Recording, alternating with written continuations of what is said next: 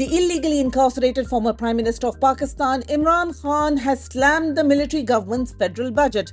In a message posted to his official Twitter account after his family and select lawyers met him briefly inside the maximum security Adiala jail, Mr. Khan said, quote, "This fake government is preparing to present a budget that will further increase the public's difficulties. Once again, two segments will be crushed in this budget: salaried individuals and farmers. This fake government has destroyed the agricultural economy and broken the backs of farmers," unquote. Since Mr. Khan's government was toppled in 2022, Pakistan has experienced a record inflation and a collapse of the economy, forcing millions to flee the country.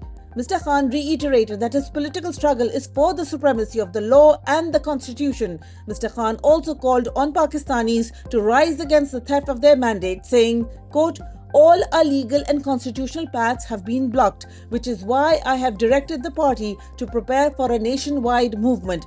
It is not just my mandate that has been stolen, it is yours. You must all become part of this movement. Freedom is not served on a platter, it requires struggle as a nation," unquote. The military government has now held Imran Khan for 675 days. He has not been seen since he was taken into custody on August 5th, 2023.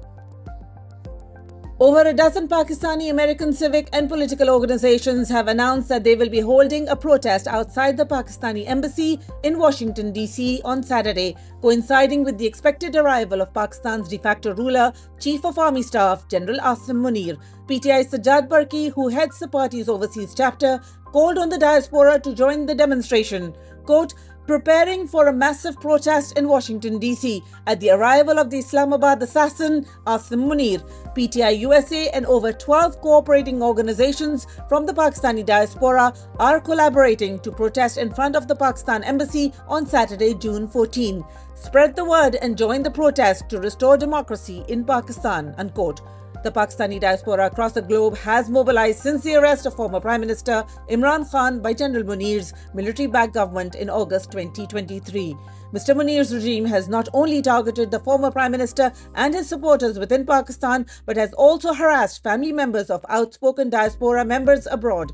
US lawmakers have responded by writing letters to President Trump urging sanctions against General Munir and key figures within his government for transnational repression, human rights violations, and election rigging.